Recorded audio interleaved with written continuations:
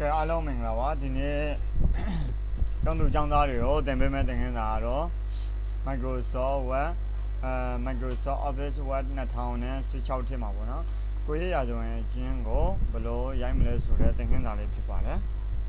ဆိုင်တော်များများမှာကိုရရဆိုရင်အချင်းဆိုပြီးတော့ CV Form ပေါ့နော်အလုပ်လျှောက်လွှာလေးတွေရှိကြပါတယ်အဲ့ဒီအလုပ်လျှောက်လွှာကိုကျွန်တော်တို့ဆိုင်ဖွင့်တဲ့လူတိုင်းပေါ့နော်တက်ထားမှသာလျှင်ကိုမင်းကိုတိုင်းထုတ်လို့ရမှာပေါ့နော်ဒါဆိုရင်ကိုရရဆိုရင်အချင်းရေးဖို့အတွက်ကိုရရဆိုရင်အချင်းကို Microsoft Word 2016ထဲမှာဘယ်လိုမျိုးရေးမလဲဆိုတဲ့သင်ခန်းစာလေးကိုဒီဗီဒီယိုဖိုင်လေးထဲမှာအသေးစိတ်ရှင်းပြပေးတော့မှာဖြစ်ပါတယ်ဒါဆိုရင်အရင်ဆုံးကျွန်တော်တို့ဒီမှာကိုရရဆိုရင်အချင်းဆိုပြီးတော့ရေးထားတာပေါ့နော်အဲ့ဒါလေးတွေကိုကျွန်တော်တို့ကဖြတ်လိုက်မယ်ကဲဒီဘောက်မှာလည်းအင်္ဂလိပ်လိုတစ်ခုရှိတယ်အဲ့ဒါကိုပါမလို့ကျွန်တော်တို့ကဖြတ်လိုက်မယ်စာရွက်အသစ်တရွက်ယူမယ်ဆိုရင်ဒီနေရာမှာ new ဆိုတာရှိပါတယ်နော် file ကနေပြီး new ဆိုတဲ့နေရာမှာစာရွက်တရွက်ယူပါတယ်စာရွက်တရွက်ရလာပြီဆိုရင်အဲ့စာရွက်ဟာဘာစာရွက်လဲဆိုပြီးတော့ layout ထဲမှာသတ်မှတ်ပေးရမှာဖြစ်ပါတယ် size ကနေပြီးတော့အဲ့စာရွက်ကို A4 လိုပဲရွေးပါတယ် A4 စာရွက်နဲ့ပဲမြန်မာနိုင်ငံ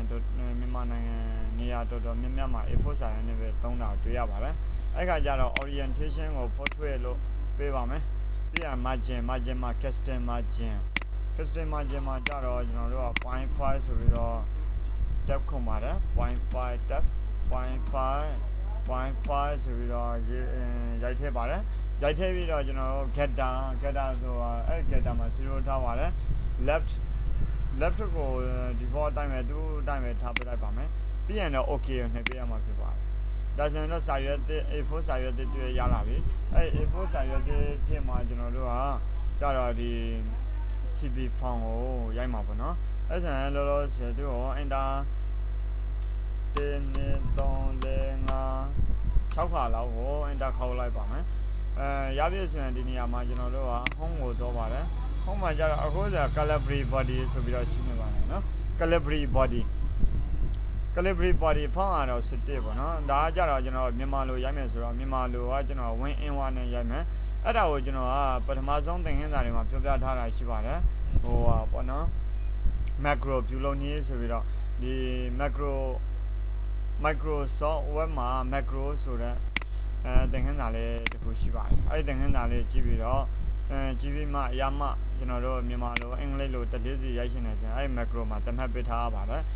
အဲ့ဒီသင်ခန်းစာရပြီးဆိုမှပဲဒီသင်ခန်းစာကိုကြည့်မှတာလျင်သူကအင်္ဂလိပ်မြန်မာရိုက်တဲ့နည်းလမ်းအောင်ပေါ့နော်ဒါဆိုရင်ကျွန်တော်တို့ကဒီနေရာမှာမြန်မာလိုအလိုပြောင်းစီရှင်လဲဆိုရင်တော့ order ရဲ့ m ရဲ့နှိပ်လိုက်လို့ရှိရင်သူကအလိုပြောင်းသွားတယ်ကိုတိုင်းဝင်ပြောင်းစီရမလို့အင်္ဂလိပ်လိုပြောင်းချင်တယ်ဆိုရင်တော့ time news roman လို့ပြောင်းချင်တယ်ဆိုရင် order ရဲ့ e ရဲ့နှိပ်လိုက်တယ်အဲ့ဆိုရင် time news roman စနစ်ဆိုပြီးတော့ယူထားတယ်ကျွန်တော်တို့ကအင်္ဂလိပ်လိုမရိုက်ဘူးမြန်မာလိုရိုက်မယ်ဆိုတော့ order ရဲ့ m ရဲ့နဲ့နှိပ်ပါတယ် win in one ပေါ့နော် win in one font နဲ့နေပြီးတော့စာရိုက်ပါမယ်ဒီနေရာမှာကြတော့အမြင်ပေါ့နော်အမြင်ရိုက်ပါမယ်အမအမြင်အဲ့ဒီမျိုးကျွန်တော်တို့ဒီဘက်မှာ tab ခုံမှာဖြစ်တဲ့အတွက်သူကနလမခွဲမှာကြတော့ဘေဖက်ပေါ့နော်ဘေဖက်တစ်ချက်နှိပ်ပါတယ်နလမခွဲ tab ခေးတစ်ခါခုံပါတယ် keyboard ပေါ်က tab ကိုနှိပ်ပေးရမှာဖြစ်ပါတယ် tab ဆိုတာဒီကောင်လေးကို tab လို့ခေါ်ပါတယ် tab အဲ့ဆန်ဒီကိုရောက်တော့ပါလိမ့်မယ်နော်နောက်တစ်ခုကကျွန်တော်တို့ဒီကနေပြီးတော့ဒီအထီးကိုကြတော့ခွန်ခွဲပေါ့နော်ခွန်ခွဲမှာတစ်ချက်နှိပ်မယ်သို့မဟုတ်ခွန်မှာပဲထားလိုက်မယ်နံပါတ်ခွန်မှာထားပါမယ်နံပါတ်ခွန်မှာကြတော့ကျွန်တော်တို့က right ပေါ့နော် right tab လို့ခေါ်ပါတယ် right tab left tab ဆိုတာရှိပါတယ်ဒါလေးကြတော့ left tab ပါဒီဘက်မှာကြတော့ကျွန်တော်တို့ right tab ကိုတစ်ချက်နှိပ်လိုက်တဲ့အခါကျတော့ဒီဘက်ကိုခွဲလေးဒီဘက်ကြတော့အဖွင့်ဒီဘက်ကြတော့အပိတ်ပုံစံမျိုးပေါ့နော်အဲ့ဒီ right tab ကိုပြန်ပြီးတော့နှစ်ချက်နှိပ်ရမှာဖြစ်ပါတယ်နှစ်ချက်နှိပ်တော့ဒီလိုမျိုးပေါ်လာမယ် right tab right ပေါ့နော်ဒီမှာ right လို့ရွေးထားပါတယ် alignment မှာနော် alignment မှာ right လို့ရွေးထားတယ်နောက်ပြီးတော့ဒီနေရာမှာကြတော့ဒီလိုမျိုးအဆက်လေးတွေခင်ပြီးတော့လုပ်ပါမယ်အဆက်လေးတွေခင်ပြီးတော့လုပ်မယ်ဆက်လို့လုပ်လိုက်ပါတယ် lesson 1တော့ပါပြီ okay နေပါလေနော်ကဲဒီနေရာအမင်းဆိုတာရှိတယ်ကျွန်တော်ပို့ပြီးတော့မြင်တောင်းဆိုပြီးတော့ဒီနေရာမှာ site ကိုကြည့်ထားပါတယ်အမင်းပြီးတော့ tab ကိုခုံပါတယ် lesson 2.5 ကိုရောက်သွားပါတယ် 2.5 မှာကျွန်တော်တို့ကဒီကအစက်20ချပါတယ်အစက်20ပြန် tab ကိုထပ်ခုံပါတယ် lesson ဒီလိုမျိုးအစက်လေးတွေရလာပါတယ်အနာခေါက်လိုက်ပါတယ်အမင်းဆိုပြီးတော့ဒီနေရာမှာကျတော့ကျွန်တော်ပြန်ရေးပါမယ်အမင်းတပည့်ကမှလည်းအမင်းအဖားမင်းတပ်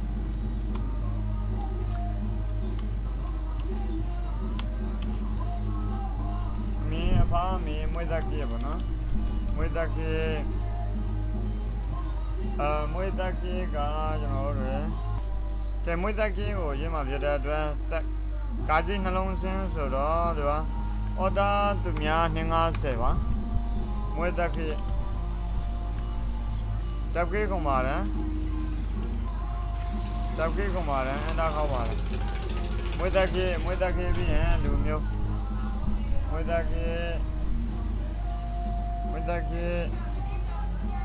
နမတော်နိုင်ငံသားစစ်စစ်ကပြ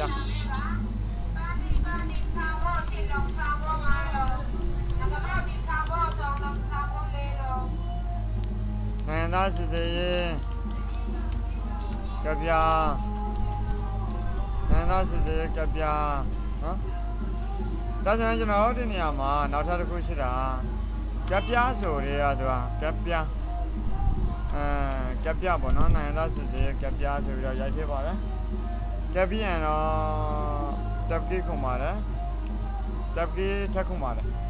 အန်တာခေါက်ပါတယ်နိုင်ငံသားစစ်စစ်ကပြလူမျိုးဆိုပြီးတော့ရေးပါတယ်လူမျိုးတပ်ကြီးခုံပါတယ်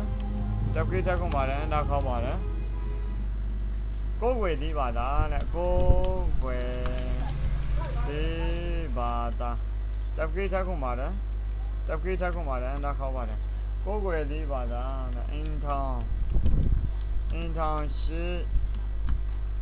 မရှိပေါ့နော်တပ်ကြီးခုံပါတယ်ဝတ်စားပေါက်ထဲပါတယ်တပ်ကြီးခုံပါတယ်အန်တာခေါက်ပါတယ်အင်းထောင်ရှိမရှိအရက်အမြင့်နဲ့အလေးရှင်အရက်အမြင့်နဲ့အလေးရှင်ပါအရက်အမြင့်နဲ့အလေးရှင်တပ်ကြီးခုံပါတယ်ဝတ်စားပေါက်တပ်ကြီးခုံပါတယ်အန်တာခေါက်ပါတယ်အရက်အမြင့်နဲ့အလေးရှင်ပညာရေးရှင်းပါပည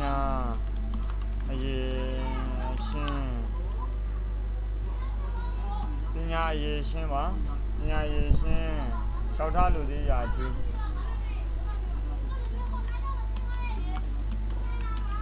စောက်ထားလူသေးရာထူပါစောက်ထားလူသေးရာထူစောက်ထားလူသေးရာထူမြော်မင်းလားစာမြော်မင်း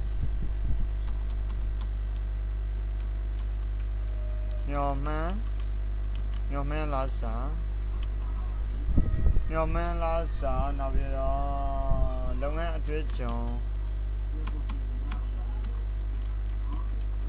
လုပ်ငန်းအတွေ့အကြုံပါလုပ်ငန်းအတွေ့အကြုံတပ်ကြီးတက်ခုမှာတယ်ဝတ်စားပေါက်တပ်ဝတ်စားပေါက်တပ်ဝတ်စားပေါက်တပ်အန်တာခေါက်ပြီးရင်အခြားတက်မြောက်သည့်အရေးရှင်မြန်မာလာစာလောတွေ့ကြုံလုပ်ငန်းတွေ့ကြုံတက်မြောက်ထားသည့်အရေးရှင်တက်မြောက်ထားသည့်အရေးရှင်တမြောက်ထားသည့်ရှင်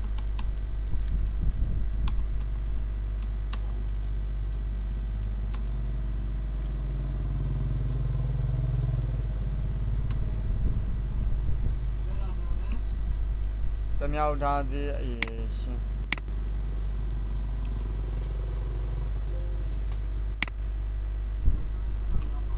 တမြောက်ထားသည့်အရေးရှင်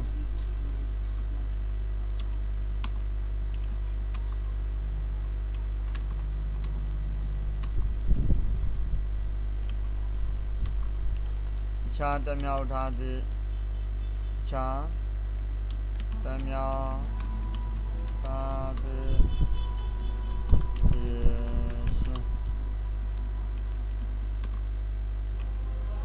cha tam yao tha the cha tam yao tha the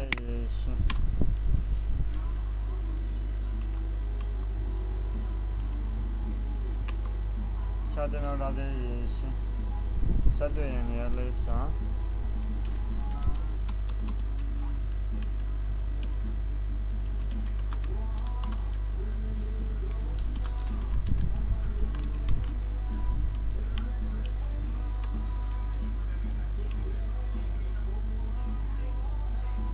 sát tuyển lấy sáng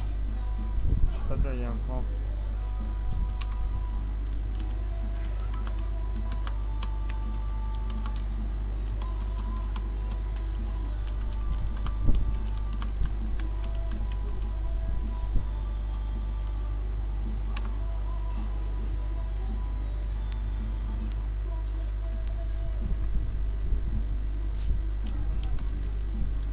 làm mà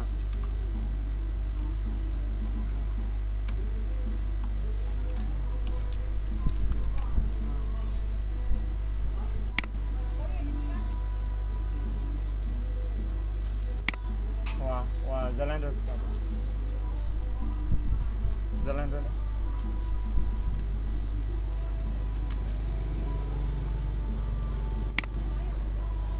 kita sini aku jangan ada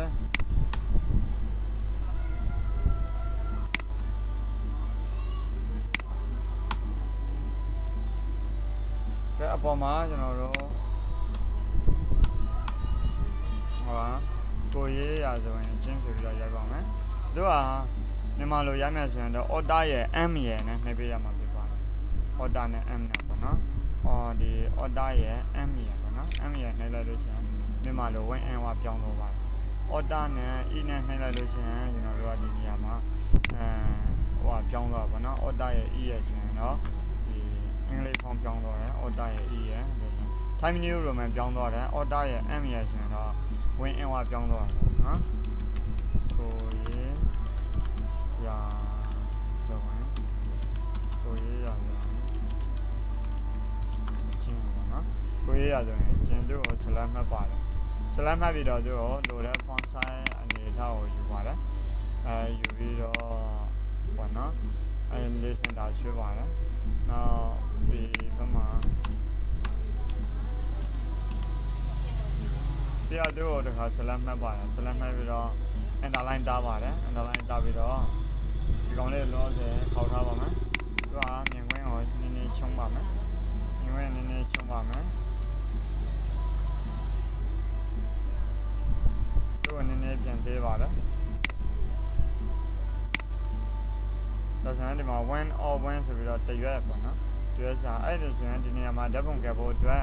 ဟိုလည်းတစ်ခုထည့်ပါမယ်ဓာတ်ပုံကပ်ဖို့အတွက် insert နေပြီးတော့ shape မှာနေပြီးတော့ဒီ shape လေးတစ်ခု rectangle shape လေးတစ်ခုတက်ပါမယ်တို့တခါကျွန်တော်တို့က shape ဖေးကိုမယူဘူးပေါ့နော် no ဖေးထည့်ပါမယ် no ဖေးတက်တာဆိုရင်တော့ CV Form ကိုမြန်မာလိုရင်းနှီးလေးကိုဒီဗီဒီယိုသင်ခန်းစာဖိုင်လေးထဲမှာပြပြရှင်းဖြစ်ပါတယ်ကျောင်းသူကျောင်းသားတွေအားလုံးအဆင်ပြေရပါစေကျွန်တော်ဒီမှာပေါ့နော်တချို့တင်းလာမတက်နိုင်တဲ့ညီကောင်မောင်နှမတွေကျောင်းသူကျောင်းသားတွေကြတော့ဒီဗီဒီယိုသင်ခန်းစာဖိုင်လေးကိုကြည့်ပြီးတော့project လုပ်လို့ရတယ် Microsoft Word ကိုကျွမ်းကျင်ခြင်းဖြစ်အောင်ဒီလေ့လာလို့ရမှာဖြစ်ပါတယ်ဒါဆိုရင်နောက်ထပ်ဗီဒီယိုသင်ခန်းစာဖိုင်ကိုလည်းအပေးရပါတော့အားလုံးပဲကျေးဇူးတင်ပါတယ်လို့အားလုံးအဆင်ပြေရပါစေ